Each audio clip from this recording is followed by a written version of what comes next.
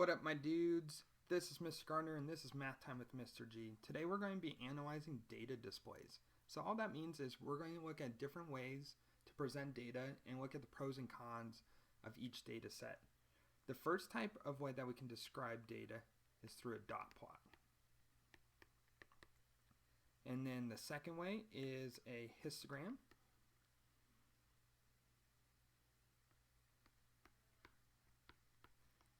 And the last one is called a box plot. Some people call it box and whiskers. And we'll talk about that why. So the first type is a dot plot. And how a dot plot works is, let's say this bottom section right here, each dot is a student on your most recent math test and what they scored. So right here, there was 2 students who scored a 66 on the math test. There was 3 students who scored an 81% on the math test. And then let's say this is someone scored a 90.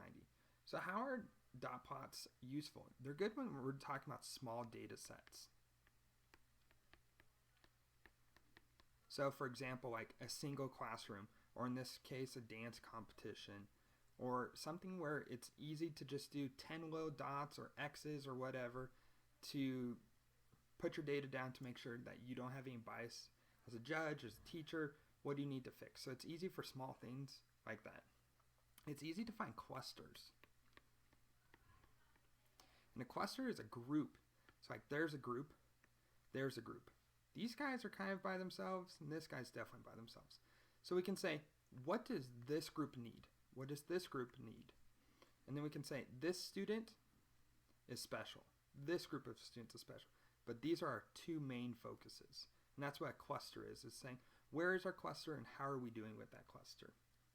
And the final thing is to find outliers. So outliers are ones that don't really fit with the group.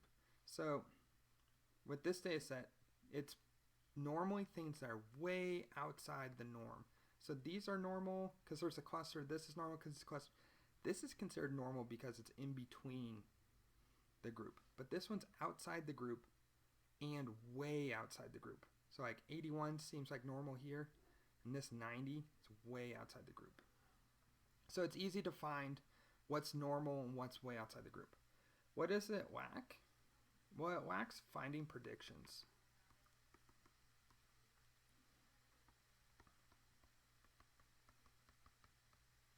So if I gave you a group and said, hey, where are they going to land in this group? Well, I don't know. There's a cluster here. There's a cluster here. There's outliers. I couldn't tell you what a student's score is going to be based off of this information. It doesn't really help us predict the future. And it's hard to find frequency.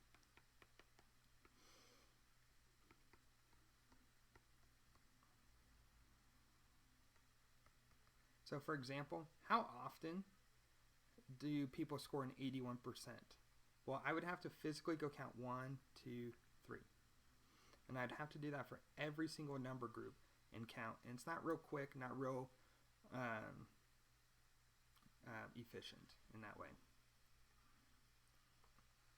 The next type we're going to look at is histograms. So what's the difference between a histogram and bargram? So a histogram has ranges from 6 to 7, 8 to 9, 10 to 11, 12 to 13.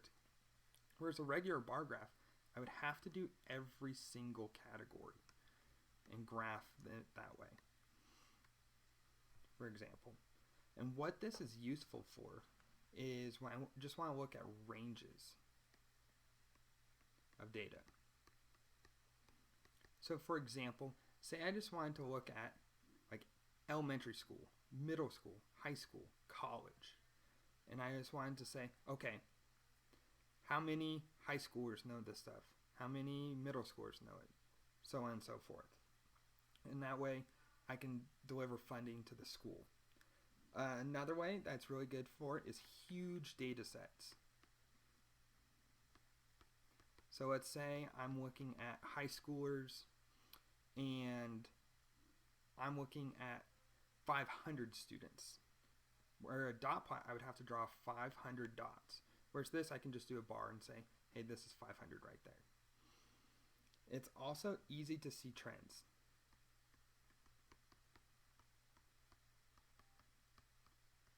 So for example, posts per day.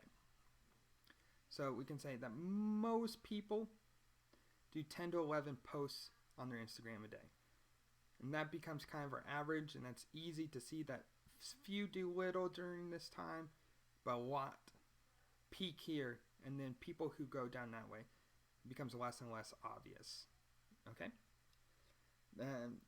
Cons is we don't have the individual data set.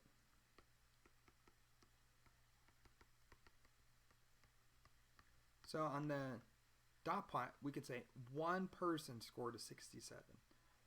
On here, 6 to 7, I don't know who scored what and what each individual did. So I just have to look at the holistic data instead of individual data. And it's hard to see if it's skewed. And we'll talk about what skew means in a little bit, but because there's ranges instead of every single individual group, it kind of clumps everything together. So maybe we're looking at kindergarten through 8th grade in just this single bar graph. Well, that's a huge range of if someone knows something. For example, kindergartens won't know it, but 8th graders might. So by clumping everyone together, it's hard to see if the data is skewed in any way. All right, and the last one's called a box plot, box and whiskers. And the reason it's called box and whiskers is there's literally a box and whiskers like a cat. What makes this useful is to find the big five. And on the next slide, we'll talk about what the big five is. And it's easy to compare data.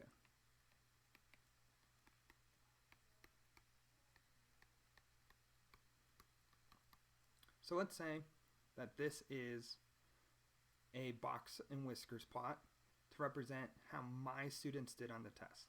And let's say there's a different teacher and their students. And then there's an even third teacher over here and their students. And a fourth teacher over here and their students. We can easily look at all four of them together and compare. And then the last bit is it's easy to see skew. So it's real easy to see with this box, and we'll talk about how in the next couple of slides on how it's easy to find skew. The con is that there's no individual data, just like the histogram.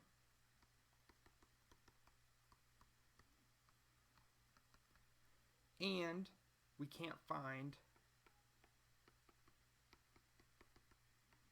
mean or mode with this. Pen's freaking out. We can't find mean or mode with this, which means we can't find the average of it using this. We can find the mean only. So let's talk about what are the big five.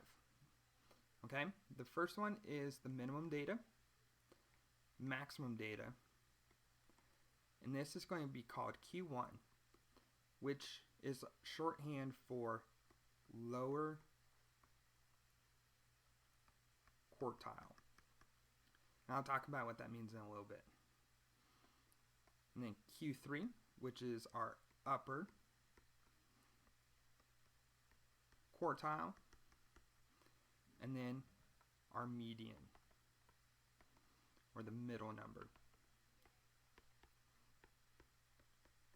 Okay, so above here, I have the test results for our most recent math test. So our minimum is whoever scored the worst. So this person scored the worst with a 40. And the max is whoever did the best. Well, that's this person right here with a 99. Okay? And the next slide will show you how to find these three.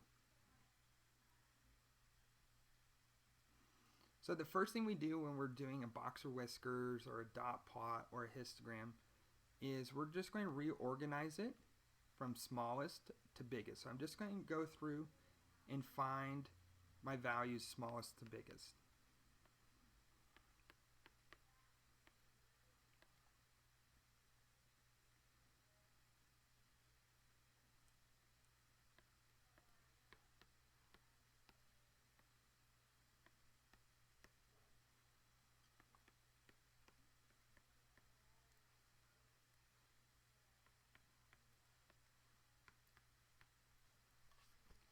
And then after I do that, then I can figure out all my other things. So my min is going to be 40.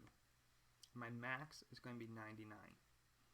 Then I bring those in to make my box. And then my median, which is the line that goes down the middle, is I just start crossing off from both ends until I get to the middle. So 86 is my middle. This is also known as my Q2, or my median. Alright, now to find our Q1. So our Q1 is we start with the median, and then we're going to cross out until we find the median from the median to here. So I have 77. My next one is I'm going to go back from my median and cross out the opposite direction until I find the middle there. If there's two that are perfectly split, we would add these together and divide by 2. So I would do 90 plus 90 divide by 2, which is 180 divide by 2, which gets me back to 90, but that's the idea. Now, I promise I tell you what Q1 and Q3 mean. This is the first quartile of information. And the way to view this is, let's say that we're watching a football game. This is from kickoff, the start of the game, and this is the end of the first quarter. So that's what Q1 means, the end of the first quarter. And then we keep watching the game. This is the end of the second quarter. And we keep watching. This is the end of the third quarter. And then we keep watching. This is the end of the game. So this would be our fourth quarter. But what makes this useful is this box tells us that most people fit in this box, which makes sense because between Q1 and Q3, there's our data. There's only 2 numbers that are outside that data. And if I had a number line to really show it out, then you could really see how close this data is to each other. Because you would see, oh, this is only 9 away. So this is not an obscene number. But this is 37 away. And that's a lot. And so we're going to eventually learn what is a lot, what makes an outlier. So this student didn't do so well because they're 37 away from the next quarter, whereas this one's only 9 away, and that's not too far. The last thing, how does a box and whiskers show a skew? So in a perfect box and whiskers, my first quarter, second quarter, or my median, and my third quarter are equal distance apart. Just like in a football game. The time in the first quarter to the second quarter and the time from the second quarter to the third quarter should be the same. So that would be a perfect box and whiskers. It never works out that way, but that's the dream. But if I have a box and whiskers that looks like this, where Q1, median are super close to each other and Q3 is way over here, we can say it's skewed.